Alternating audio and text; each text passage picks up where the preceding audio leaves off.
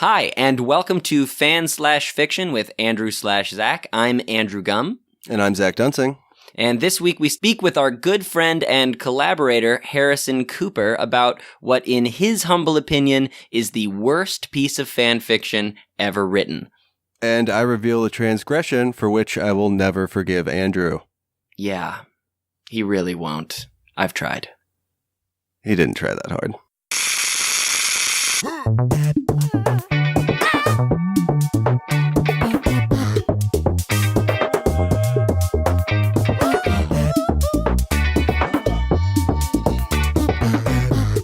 Okay, great.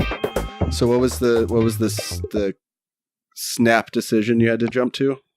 So we're going to be doing our honeymoon sometime next year, but finances are complicated, and I think Alicia was just getting a little ahead of herself and was like, I found cheap tickets to London, and I was like, we can't commit to those dates, Alicia. Please stop. At least once during every podcast, and this is part of the 25% that I end up editing out of the podcast, at least once during the podcast, Andrew yells out, I found cheap tickets to London, let's go. It's a thing with me. It's a thing. Yeah. Pretty weird. Congratulations, by the way. Thank you. We ended up not getting the tickets, but, thank you for recognizing that it was a possibility. Harrison is our good friend who, well, we can do this more formally at some point, but well, in a second we'll have Harrison sort of explain his relationship to us. But in the meantime, we can say that our good friend Harrison recently got married. Unfortunately, we were not able to make it. That's kind of a thing for Andrew. Yeah, that's sort of his number one move. All the people that are like most important to me in my life, I missed their weddings. So. Yeah. But Sarah Beth was there, Andrew's sister, who we just recorded a podcast with. Yeah, so that's fun. You may have already heard that. Keeping it in the family. Harrison and Sarah Beth are also very good friends. We're staying real close to the circle for these initial interviews. Yeah.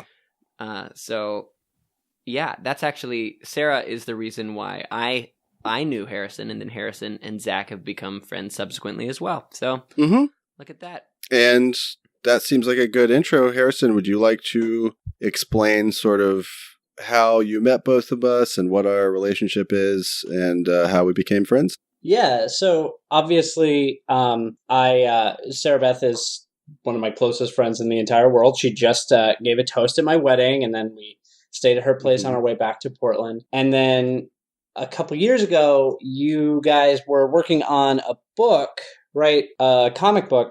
And you reached out to me because I was looking to get into comic book art as a career.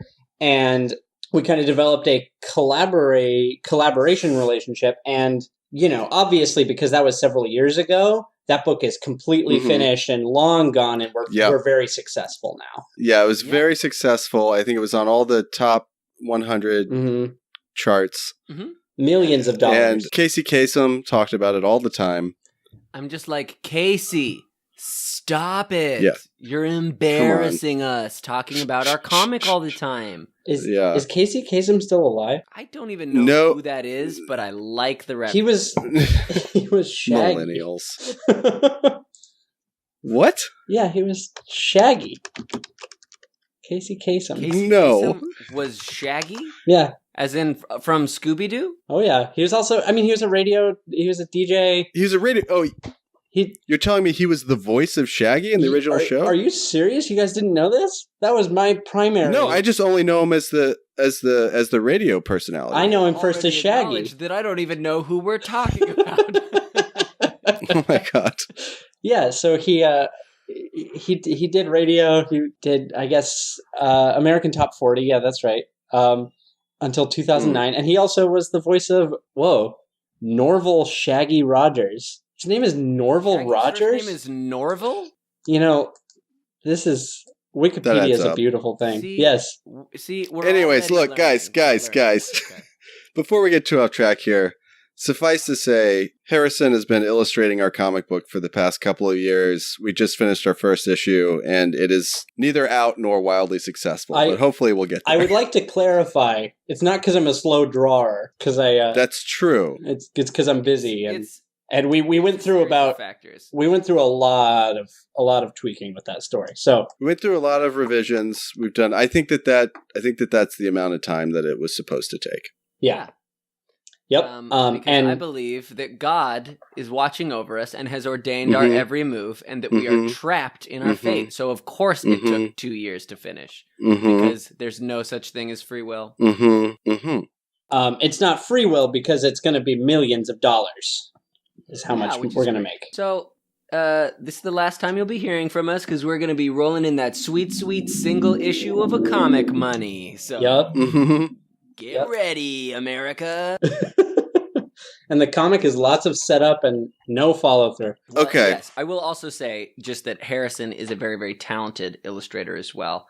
So, if you are listening to this and would like to see that, that's probably the only way that anyone will ever see the comic. So just reach out and we'll just send you a PDF. We'll give you a copy of the comic. Yeah, that's easy. Okay, so Harrison recently brought up what sounded like a very influential bit of fan fiction, not only to him, but to seemingly the fan fiction world, yes? Yeah, I mean, I think its relationship with the rest of the fan fiction community is strained at best. Okay. But it is, I would describe it as important culturally. Okay. Got it. So, yeah, just lay it on us. What's the name? What's the concept? And then explain to us, in the best amount of detail, what happens in this thing. I think I need to give a little bit of context. So, growing up, I was very much so hoping you would say that.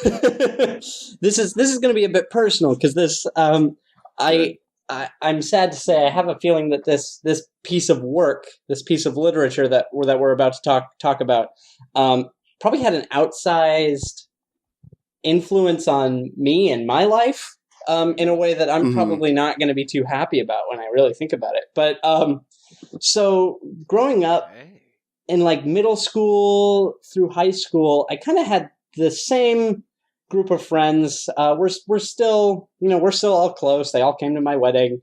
My sister's among them. Was one of them Andrew? I was a periphery. I mean, I was just Sarah's older brother. No, I mean, was one of the ones who came to your wedding, Andrew? Oh, no. Stop rubbing it in, no, Andrew, I believe, had Hamilton tickets. So... You know what's so funny? I missed Zach's wedding because of Hamlet, and I missed yours because of Hamilton, which is basically the Hamlet of musical theater.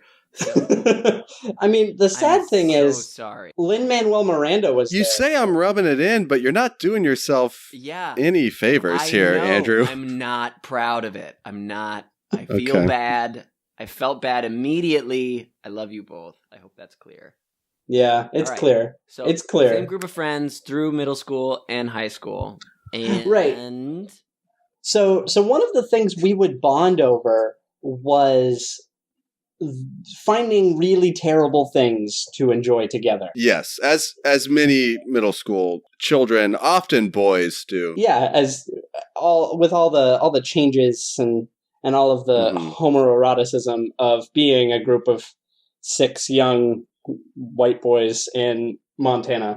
I'm familiar with that situation. Go on. But so we did the Mystery Science Theater thing, and then we started branching out and finding stuff that wasn't on Mystery Science Theater, or even things that were, like Monos the Hands of Fate is way better not Mystery Science Theaterified. Gotcha.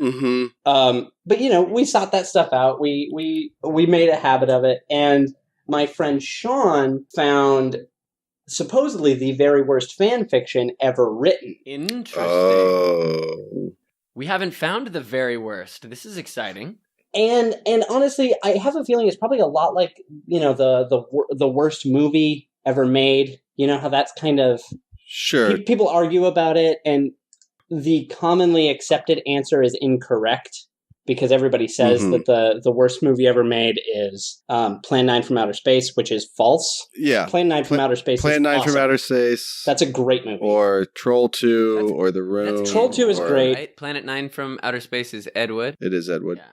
You know what the real worst movie of all time? Well, so it's not The Room, because The Room at least has artistic vision, even though it's flawed and weird. It's not Troll 2, because that movie's entertaining as hell. It's not Plan 9, because also entertaining as hell and artistic vision is in there. It's Made in Manhattan. Made in Manhattan. With Jennifer Lopez. Yeah. No, it's the worst movie ever made is... oh damn it! It just escaped my mind. I just had it. It's the worst movie. Oh no! You're killing me, Harrison. I know. Anticipation is destroying me right now. I'm not good with this. I'm an instant gratification kind of guy, Harrison. I know. I'm sorry. I had it just a minute ago, and then I was trying to think of the other ones. This is great radio. The worst movie. Oh. The worst movie ever made is Monster A Go-Go, 1965. Okay, what? Go on. I'm listening. Worst movie I have ever seen. Hands down. Worst movie I've ever seen is Glitter. That movie was terrible. I watched like 80% of it and I stopped because I just couldn't continue. Okay, Harrison, what is the movie again? And like, what's the title? And then what is it? The worst movie ever made, in my humble opinion, is Monster A Go-Go. It's directed by Bill Rebane. It's basically your cookie cutter B-movie. Wait. Before you tell me, can I just guess? Sure, yeah. Is it about a former Broadway choreographer who has not had a Broadway hit in years and is... Can I take you over? Yes, continue from there. Okay, so he tries to adapt the film Monster, starring Charlize Theron, into a full-blown musical. Can I pick it up? Then yes, your turn. Back to you. Then he gets lukewarm reviews for his adaptation of Monsters until he makes a pact with a secret cabal of actual monster go-go dancers, and they come out, and as literal monsters disguised in human skin, they act out the film Monster as a choreographed dance. Yeah, that's the movie. I think that's good. I mean, I think the problem you're running into here is the movie you just described sounds fantastic. I would watch the hell out of that movie. We're too good, Zach. We're too good. Yeah. The thing that makes Monster A Go-Go the worst movie ever made is that it is all set up, no follow-through. There is no monster in the film, and it's poorly filmed. The audio is terrible. Actors are replaced halfway through, but you can't even really tell because it's like it's filmed so poorly and it's boring. It's just I don't even think it's quite feature length. I think it was like 50 minutes or something, but it felt like an hour and a half. It fails on every level. Worst movie ever made. And this is coming from somebody who really enjoys that campy 60s. I mean, sure. I've watched all of 60s Doctor Who. Like I have a high tolerance for that kind of thing. Yeah. And yeah. What is the basic premise of it? Like most basic premise of it? A mysterious capsule lands and scientists and the military freak out about it. Okay. I mean, that's a decent setup. I like mysterious capsules. At the end, you find out that there was no monster, so it's not entirely clear what they were all freaking out about the whole time. Gotcha. Maybe it... Got it. And this is 60s, you said? 1965. Got it. Okay, Got it. So you have a high tolerance for, and you have sought out sort of campy bad things as a part of your formative years, which has prepared you for this worst fan fiction. Well, now I feel like I've gotten a bit ahead of myself here because I feel like this is gonna sound like crazy sci-fi stuff. This is a Harry Potter fan fiction. Okay. Yeah. This is right up my alley, baby. Let's do this. You are pedaling within Andrew's wheelhouse now. So Andrew, this is I think right where you're gonna live. I read almost all of Harry Potter's sex year, so I am primed for this conversation. Okay, so Harrison, explain to us what the worst fan fiction ever is. Walk us through the whole thing. So this is a fan fiction called My Immortal. It is by an author who went by XXX Bloody Wrists 666XXX. Whoa. Yeah. Classic title. So, My Immortal. I mean, that's kind of a cool title. My Immortal. So just before I get going, and I have a few excerpts I would like to read from this, if that's all right. Please. Great. Before I get going, I want to point out that there are a few kind of triggering things in this. It's written by somebody who appears to be a teenage girl who is who subscribes. Have you ever heard of the subculture goth? Goth? Goth. Like the Visigoths. Yeah, like the Visigoths. Yeah, I got you. Yeah, go on. Yeah. So as a result, there's Goths. It's also it's not very tastefully written. There's a lot of oppressive language. There is that from time to time. there's Yeah, no, thank you for the heads up. There's on that, talk though. of suicide and self-harm, so that is real. It's not particularly well dealt with either, so that's it's not like it's gonna be cathartic for anybody. It's just dumb. And also, you probably won't like it if you're a prep. So just putting that out there. Got it. So okay. So My Immortal. I also want to specify that like every chapter starts with these author's notes. AN. Okay. I think that's a pretty common fanfic thing. You'll hear people bleed into the narrative and kind of talk about their process. Yeah. Italics at the top and bottom. Yeah, and this does that. My favorite thing about this story is this My Immortal is that the author's note is part of the experience. You have to read it. It is so important. Okay, so I'm just going to dive in because yeah, please. I'm so ready for this. I'm so proud. So this is chapter 1, and they're very short chapters. So I'm just going to read the entirety of chapter 1. Author's note. Special fangs, get it, because I'm gothic. To my GF, ew, not in that way, Raven, Bloody Tears 666, for helping me whiff the story and spelling. You rock. Justin, you're the love of my depressing life. You rock too. MCR rocks. So I should point out for anybody who does not know, MCR is an abbreviation for... My Chemical Romance. My Chemical Romance. Know. Okay. I don't know. I don't know what people know. I did not know that. I assume most people wouldn't, and that's fine. Zach, I'm a little bit worried you might be a prep.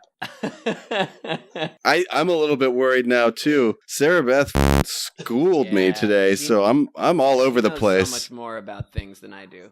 I mean, she knows way more about most things than most people. She is a master of history. This is true. Literally sure. Has a master's. Okay, so anyway, continuing on. To her GF. Right. And Raven. Justin and Raven and My Chemical Romance. All rock. Great. Right, yeah. So we're starting positive. I like that. Yeah. Except she has a depressing life. So that's important to know. Okay. So then it gets into the story proper. Yeah, of course, yeah. Hi, my name is Ebony Darkness Dementia Raven Way, and I have long ebony black hair. That's how I got my name. With purple streaks and red tips that reaches my mid-back and icy blue eyes like limpid tears, and a lot of people tell me I look like Amy Lee. Author's note. If you don't know who she is, get to hell out of here. I like this. I like this gal. Go on. I'm not related to Gerard Way, but I wish I was because he's a major hottie. I am a vampire, but my teeth are straight and white. I have pale white skin. I am also a witch, and I go to a magic school called Hogwarts in England, where I'm in the 7th year. I'm 17. I'm a goth, in case you couldn't tell, and I wear mostly black. I love Hot Topic, and I buy all my clothes from there. For example, today I was wearing a black corset with matching lace around it and a black leather miniskirt, pink fishnets, and black combat boots. I was wearing black... for a second? I have to pause you. Yeah, okay. Three things very quickly. Yeah. First things. Me first. There's a lot to unpack here. Okay. I called it. Go. I love the fact that there's a Hot Topic in Diagon Alley. Yeah, I was going to say, I would assume it's in Nocturne Alley. That was my bit, Zach, but you got there first. I think it might actually be in Hogsmeade.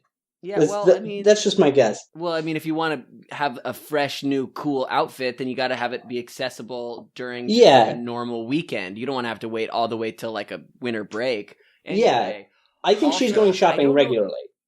I don't know. Just that you have to go to a non-magical store to get goth wear is fantastic concept. Yeah, that's great. So she has to like go into the Muggle world theoretically, or Hot Topic is actually Wizard Run, which I like better. That it's really where wizards go. True. Okay, continue. Also, I do need to point out that she references she's not related to Gerard Way. Gerard Way was the lead vocalist and frontman, I think, for MCR, My Chemical Romance. Yeah, of course. And if you don't know that, Zach, get the hell out of here. So, look, I'm fucking preppy. What I find so strange about that is that she says she wishes she was related to him because he's a hottie. So like, yeah, that's a little that's incestuous. Yeah, or maybe she's just saying like maybe she would feel more attractive too. I don't know. I think she's into him. Okay, so that's weird. Okay. Yeah.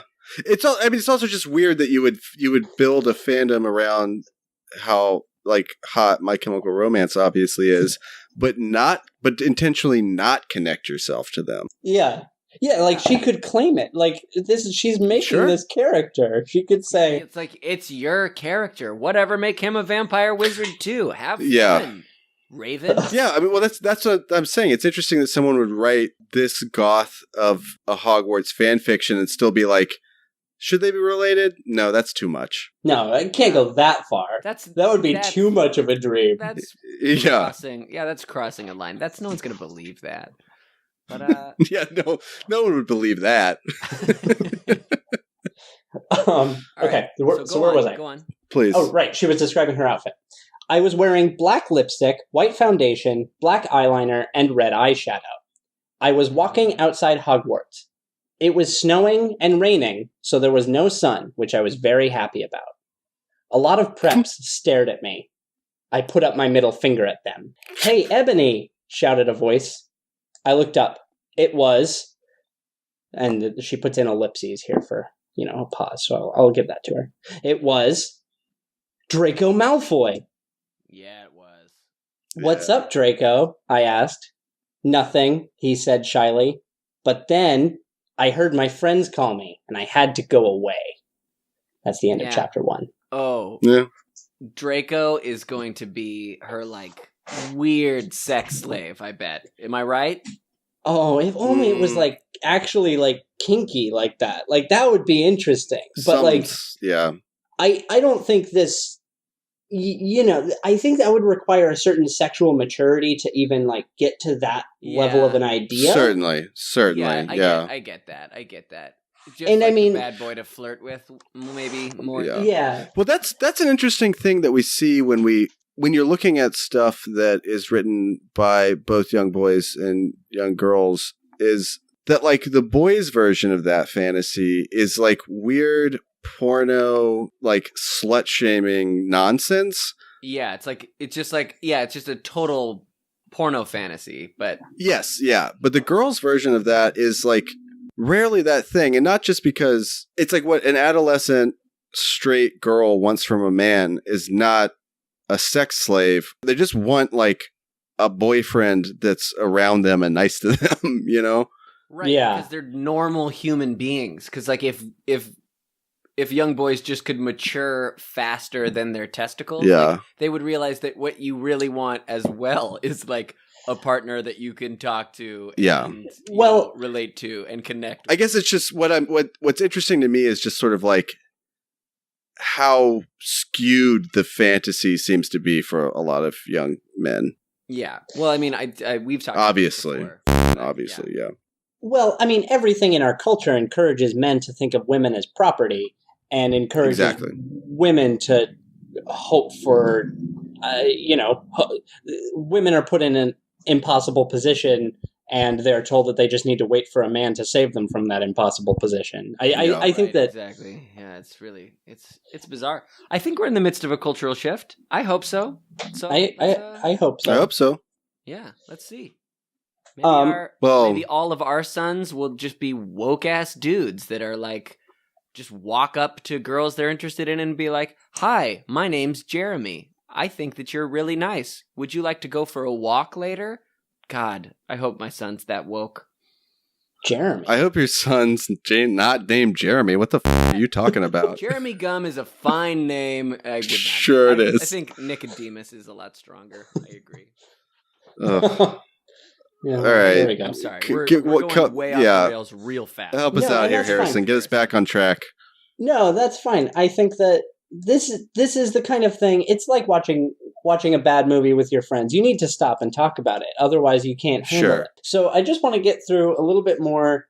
This is 44 chapters long, and I haven't even read the whole thing. Not even me and Sean and our friends back in the day could get through this whole thing. How long are the chapters? About that long, right? They're about a little bit longer. That was a short chapter, but like a page. Oh, right. I downloaded it into a Word document, and it's about a page, 12, size 12, Times New Roman. I do want to get through. So chapter 2. So we get author's note. Thanks to Bloody Tears 666 for helping me with the chapter. BTW preps stop flaming my story, okay? So, what? Okay, yeah, we have to unpack this because this is really important, I think, for understanding this fan fiction. The only way a prep like me is going to understand this is if you walk me through explain it to Zach. He's a real prep. Flaming is, I think it's kind of old internet slang for trolling. Is how that used to be. You're flaming. You're bringing fire. I don't know exactly why that's what it was called, but the idea is she's having with every chapter, she has this fight with the people that are commenting on her story. And very common. Just know that. That's very common. Okay, well, in Harry Potter sex year, it's happening here. It's big. Like it almost, I think, it's really interesting that it was deleted from its original source, but I really wish I could read the comments that were written here, because she, as the story goes on, she engages with them more and more and in more like destructive ways. And it starts to invade the narrative. Is it kind of like a comedian who starts engaging with like a heckling crowd and then just derails like Kramer did? Maybe, yeah, like Michael Richards did, yeah. Maybe. Yeah, except anonymous and on the internet, so a lot worse. Yeah, probably. That seems true. I mean, that was pretty bad. Kramer did bad. Yeah, Kramer did not do well. Yeah. No. So basically, we have this set up. Engaging with her haters, like calling out the haters. Yeah. So we have this set up in the story where she meets her friend Raven. Well, sorry, in the story, her name is Willow. But there's an author's note. Raven, this is you.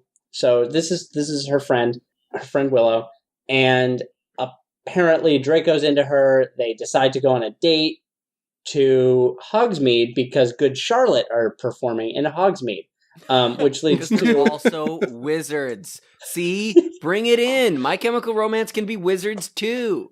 Yeah, exactly. She says, "Oh my fucking god!" I screamed. "I love GC. They are my favorite band besides MCR." Yeah. Yeah, so they've got good taste. They got great wizard taste. Go on. These sound like the girls that we ran into at the In-N-Out Burger, Andrew. Oh man, they sound so much like the girls we ran into at the In-N-Out Burger. The In-N-Out girls? Yeah, we were next to youths and immediately realized that we were 1,000 years old. So yeah. Yep, the youths will do that. So chapter 3, they've decided to go on this date. Author's note: stop flaming the story preps, okay? Otherwise, thanks to the Gothic people for the good reviews. Thanks again, Raven. Oh yeah, by the way, I don't own this or the lyrics for Good Charlotte. I'm sorry, did you say Good Charlotte? I did. Oh. I've actually, there's a lot of that And I know you guys can Nobody have a policy. hits spell check. I think, well, Raven's supposed to be like checking for her, is what she said, but I don't think Raven's very good at it either. Raven sounds like a fair weather friend to me. Raven's like there for the good times, not there all the time. Raven's you don't know how talking to you. You don't know how right you are. She steals her sweater later, and then they are not friends. In order to understand the next author's note, we need to get a little bit further in the story. So, love it.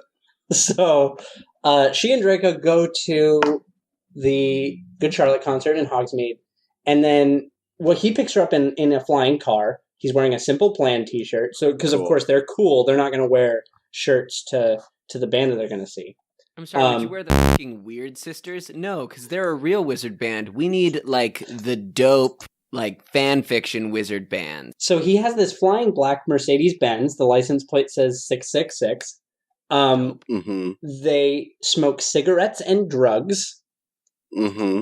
And that's cute. Yeah. We get some Good Charlotte lyrics in here, which she repeatedly reminds us she doesn't own. She gets really angry when she thinks about the fact that Joel Madden is going out with Hillary f***ing Duff. Yeah, I mean, I'm still mad about that. So identifying with this author. So Draco takes her, instead of going back to Hogwarts, he drove the car into the Whomping Willow. The Forbidden Forest. So they go to the Forbidden Forest. Forbidden Forest. Okay, chapter 4, author's note. I said stop flaming, okay? Ebony's name is Ennaby, not Mary Sue, okay? Draco is so in love with her that he is acting different. They knew each other before, okay? So clearly she's Oh my god. I love that all the preps are calling Mary Sue on her story. Yeah, which, and I mean, Mary Sue is a trope that have you guys talked about that on the podcast? We have not yet. Would you like to explain it? What's Mary Sue? Actually, I have a take on it. So maybe it's good that I get to explain it. So the classic idea of a Mary Sue is a character that is better than every other character. Just in an informed way. Snobby? No, not snobby. In an actual, like, given attributes that would make her better. So, Rey from Force Awakens got a lot of Mary Sue. Yeah, bullshit calls. Like a lot of flack on the Mary Sue angle. Like too inherently moral, too inherently talented, too right. Blah, blah, and blah. It's almost always informed too. We almost never see it. That's usually pretty critical. It's just that we are told, oh, they're the best at this and this and this, and everybody loves them, and blah blah blah. Oh, I see. I see. Instead of letting it happen naturally in the narrative, it's like telling instead of showing that somebody is great. That is part of it, and usually another part of it is this idea that it's a self-insert character too. So this is somebody that you write as yourself in a fictional world. So it's like the idea you get to be on the crew of the Starship Enterprise, and you're an even better captain than Kirk is, and Kirk is there telling you how great you are. Like that would that would be a better. Whereas if I write myself into Star Wars, I write myself in as one of like the captives from just like a spice mine or something, and I get brought onto the Enterprise, and I'm just crawling with parasites that infect like a few people, and they have to watch me burn and then like eject me into space. And Andrew, like hold my we have quite a lot to get through. I don't know if we have time for your sadomasochistic fantasies. Got it. I'm just really vibing with this author. Okay. Well, but so with the Mary Sue thing, real quick, that like, didn't that start as a trope in early science fiction that was like a very negative stereotype of women characters introduced in the story that were always like very one-dimensional, but very capable in a lot of ways, but sort of like, I mean, there's like Sandra D from Greece. the science fiction film Grease. Yeah. They fly away in that car at the end. Do you not remember the movie? It's just in most of the context, and this may not be how I don't know a ton about the concept, but in most of the contexts that I've seen it recently, it's been stuff like the Ray thing or Well, it's been a very negative like male yes blowback. Very much a sexist trope. Most of the time when you see it used, it is men complaining about women getting any amount of, competence or attention in a narrative. So yeah. And you really, I don't think you can divorce it from that. And I think that's important. And especially since we were kind of talking about gender with respect to this story before, I think it's important to know this is a teen girl, and we kind of, as a society, don't ever respect teen girls. So as I'm pushing this narrative of this is the worst fan fiction ever written, oh haha, look at how terrible this is, that should also be taken into account that we're in a culture that routinely decides that teenage girls are not worthy of respect and nothing that they do matters. Sure, yeah. Okay. So she's pushing back on haters like fairly. Like she's being like she's advocating for herself and her story. And there are lots of just pushy, preppy dudes that are hating on her. But are they even? But they're not actually preppy. Like that's the pejorative for. Well, I mean that's the worst thing she could think of. That's the opposite of what she sees herself as. They're just other people. They're just other trolls trolling fan fiction. And I don't want to turn this into a full endorsement of my Immortal as a I don't know. Everything I've heard so far is great, Harrison. You got to sell me that this is the worst fan fiction. So far, I am loving it. So tell me why it's bad, because so far it's great, Harrison. Andrew. Andrew, let's you and I try to shut up for a second. Shut up for a minute and just get just let Harrison take us home for a bit. I'm almost through all of the things that I wanted to get through. So okay. Please. So there is a sex scene that I have to give to you. Okay. And this is really important. So this is in the Forbidden Forest. Cool. So I'm just going to go for it. Draco leaned in extra close, and I looked into his gothic red eyes. He was wearing colored contacts, which revealed so much depressing sorrow and evilness. And then suddenly, I didn't feel mad anymore. And then, suddenly, just as Draco kissed me passionately, Draco climbed on top of me, and we started to make out keenly against a tree. He took of my top, and I took of his clothes. I even took of my bra. Then he put his thingy into my you-know-what, and we did it for the first time. Oh, no. It gets better. Oh. It gets better? Oh, I screamed. I was beginning to get an orgasm. We started to kiss everywhere, and my pale body became all warm, and then, "What the hell are you doing, you motherfuckers?" It was Dumbledore. Yeah. Dumbledore called them motherfuckers?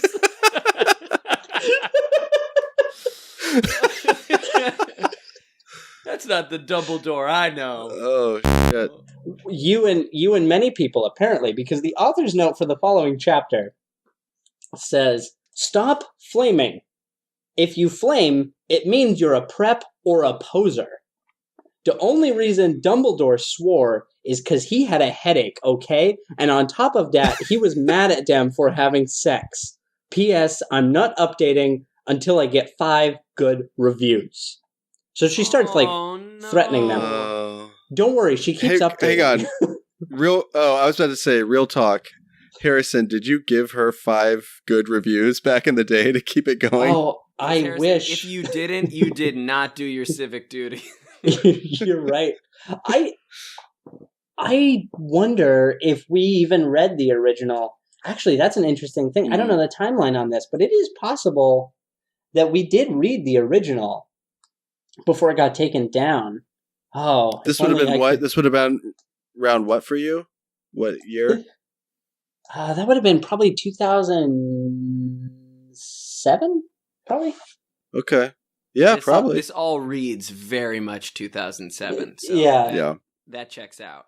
The other thing is, I mean, if I could go back in time and get to read this as it was coming out, I would be so happy. But I mean, there can only be so much time travel because she does later time travel with Marty McFly, from what I understand, to go kill Tom Riddle. Awesome. Dude, why are you saying this is the worst fan fiction?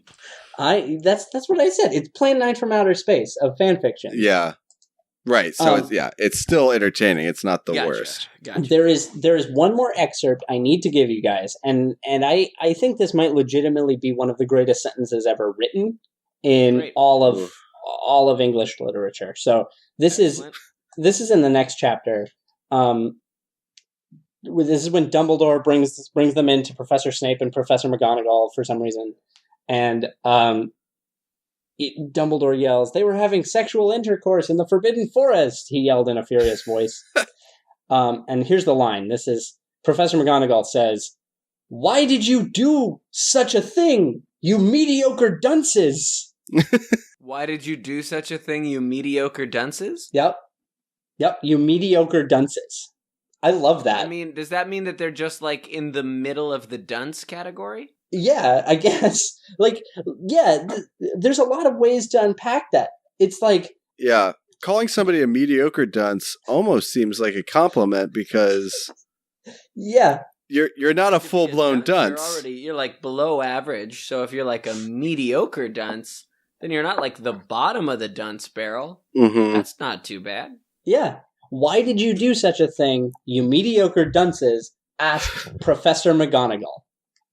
That's my favorite. I love that line. And that sounds like McGonagall to me, so...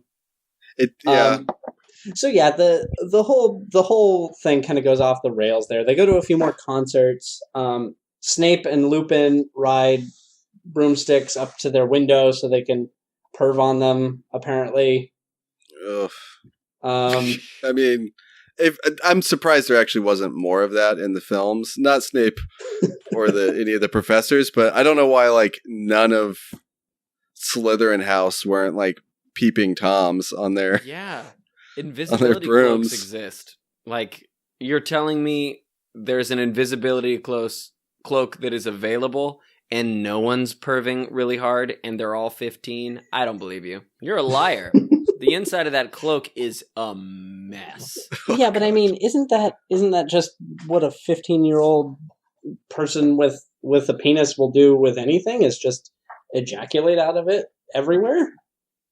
I mean, pretty much, yeah. But that's also an invisibility cloak. So, do you think? Are you saying that you think it would make it less effective? On the invisibility cloak, yeah, of course it makes it less effective. I don't know. I feel like it can tolerate like dirt and stuff. Like, but it's like you're a wizard, so it's like magical semen. So, and it has the word "see" in it, so you can see it. Hold on. Do you mean to tell me that wizard semen is magic? Yeah, I don't think that holds up. If you think that a wizard can be magic and a wizard semen cannot be magic, I challenge you to read The Wizards of Earthsea. I haven't read it, so you should just read it and tell me if their semen is magic. Read this random book. And tell me where it lands on wizard semen. Oh jeez. What fun we have. Any final thoughts on My Immortal? Well, I do think I need to say there is debate amongst scholars, I guess, whether or not this was all written by the same person. So, this is like a classic Shakespeare scenario. Yeah, it is. This is the Shakespeare of our time.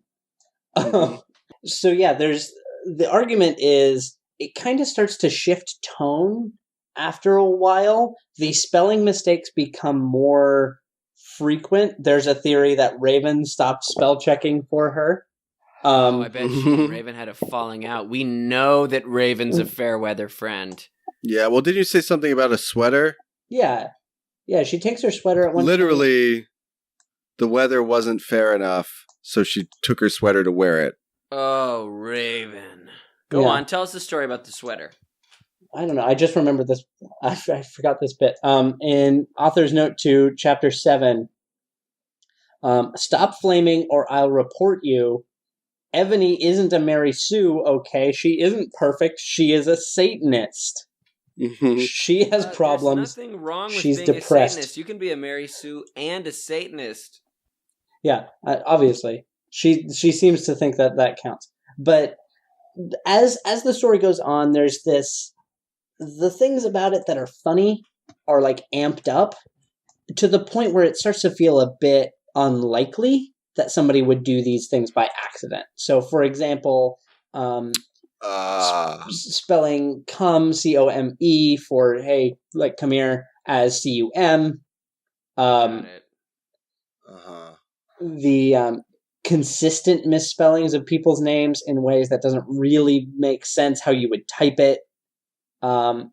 Writing masticated instead of masturbated.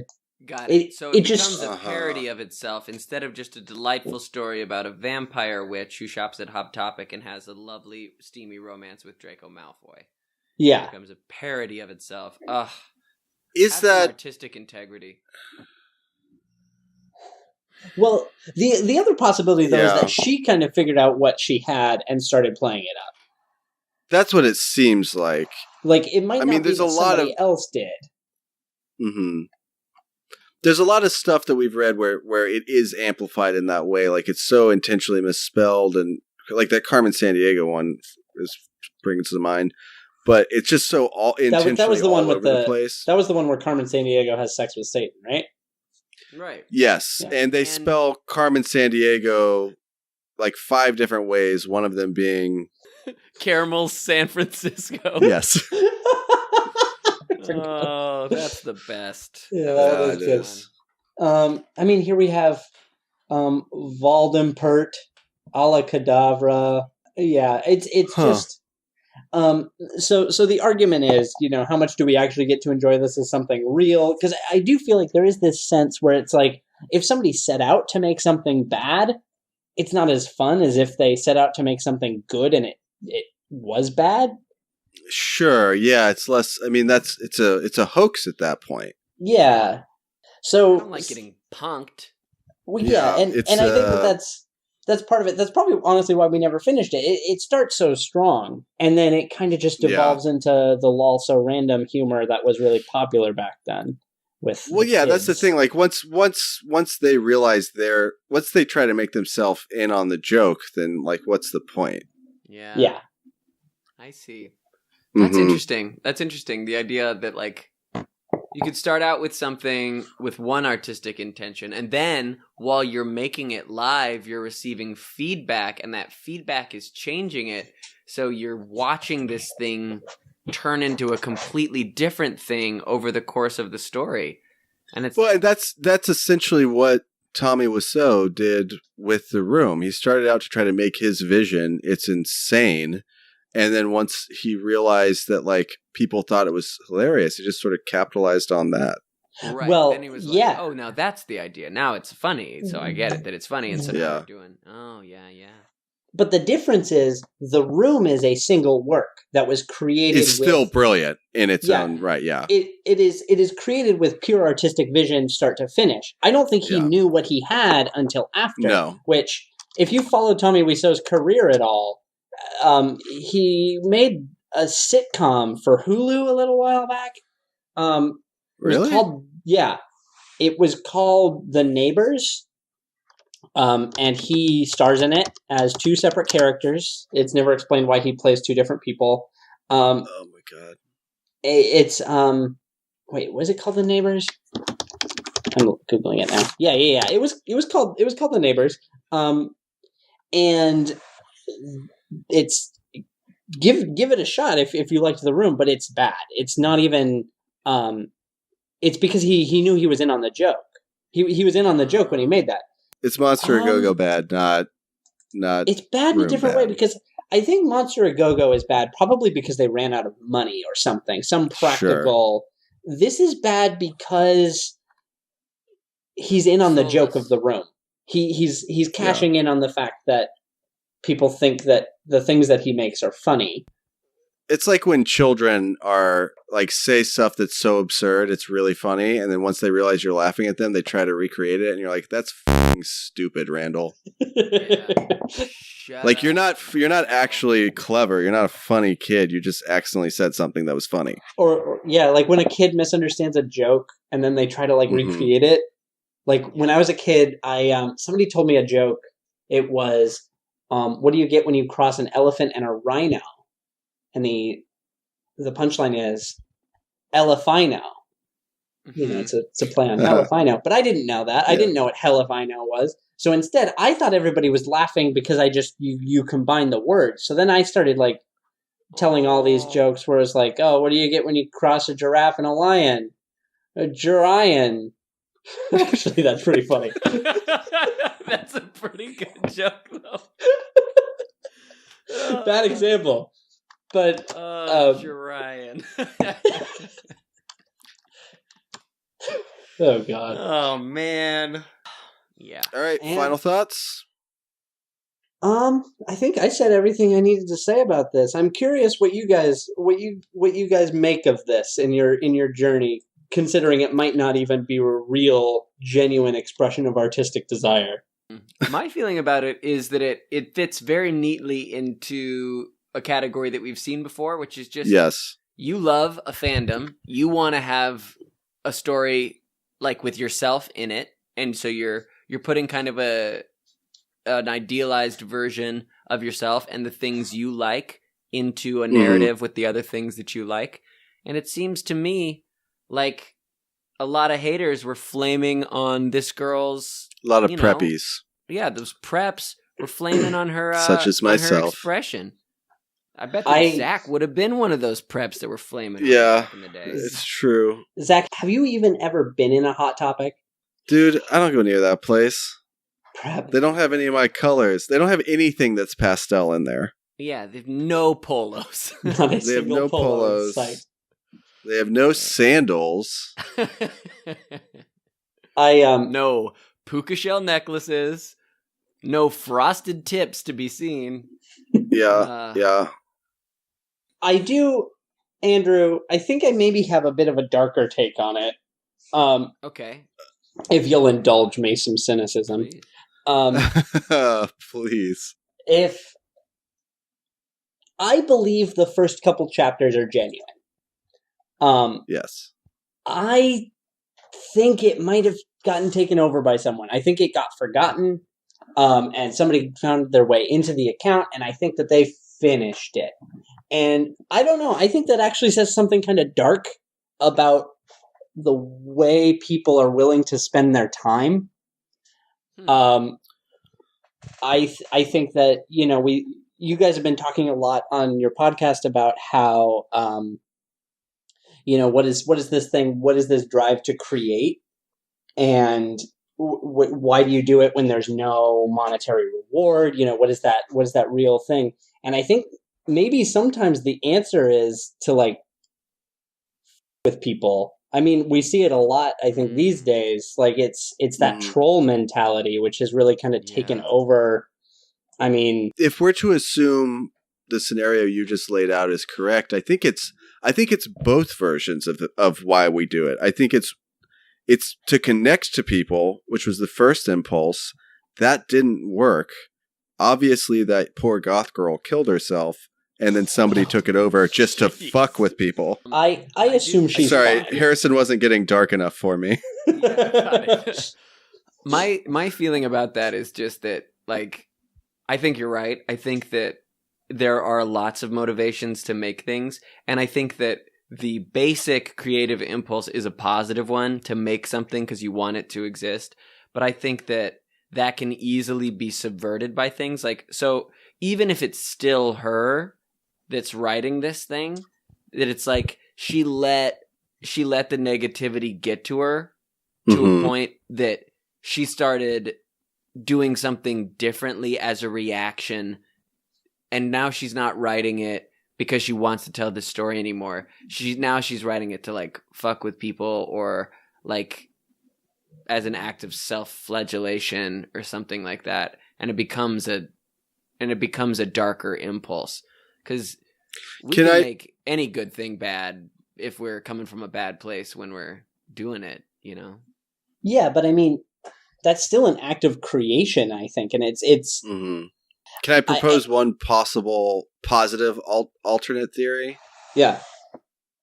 She started writing this relatively young, like younger than the characters in the story, as a very angsty, gothy, sexually naive preteen, and then went through puberty, got a boyfriend, had a has a healthy life, revisited that material, realized how silly it was, and then continued writing it and played up that silliness because she thought it was funny, but also it inherently ruined the material. Okay. I like that version. In that version, she's happy, so that's the one I like. Do you know why you like that version, Andrew? Because I want people to be happy and have good lives?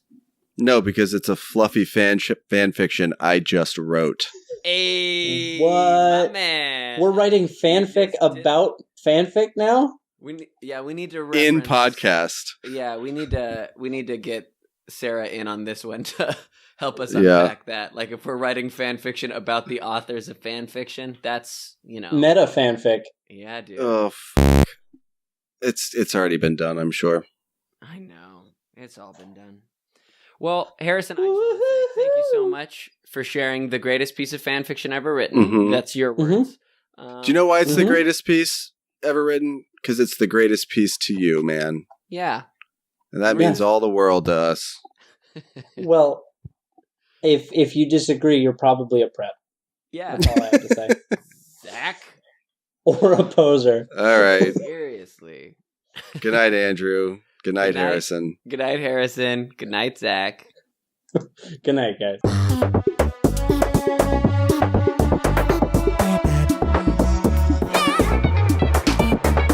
But I inadvertently told a joke about not inadvertently, deliberately. It was verdant. Verdant.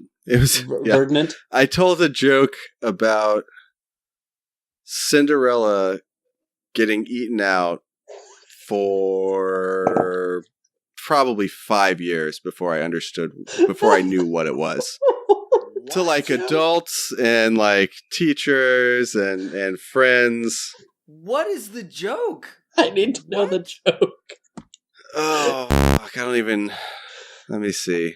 The punchline is that she was eaten out at a ball, and I assumed it was going to have to do with the Seven Dwarves. Yeah, well, that's not verbatim the punchline. Oh wait, that was Snow White. I don't remember the joke, but I could piece something together along the lines of... We're doing some comedic archaeology right now. She gets magic panties from her fairy godmother that will turn into a pumpkin at midnight. Gotcha. And then something about her... Because she goes to a ball with a bunch of other fantasy people. The punchline has something to do with Peter the Pumpkin Eater. Oh. It's the components are there. I can't piece it together, but you didn't know why it was funny. I had no idea why it was funny. I mean, it's not funny, but I had no idea why it was dirty. And I told so many people and strangers that joke when I was like 9. Yeah. When I was in kindergarten, I had the person right in front of me in like a sharing circle told one of those, what do you get when you have a so-and-so with a so-and-so? A so-and-so. And everybody laughs. And or like, what do you call a so-and-so? Anyway, those kind of jokes. I can literally think of no examples because it's just like a traumatic memory. Sure. So I'm like, oh, wow, that's great. He just made that up on the spot. I can do that. And so I said, what do you get when you cross a guy? What do you call a guy who works with crab? Because I'd just seen The Little Mermaid. I said, a guy with a pinched nose, which is what Sebastian the Crab does to the chef. And nobody laughed. The teacher just said, like, very good, and then moved on to the next student. And I'm I've used that. And I still feel that shame. Do you think that to this day, that's the reason why you feel compelled to entertain people? Because Maybe. of that traumatic event? I gotta try to win it back, but it's a losing battle. Well, the thing is, come back from it'll never be enough. I feel like every subsequent shame has only increased the need, right? Yeah, no, it created a feedback loop for sure. This podcast is just one of many dark expressions of that feedback loop. Yikes.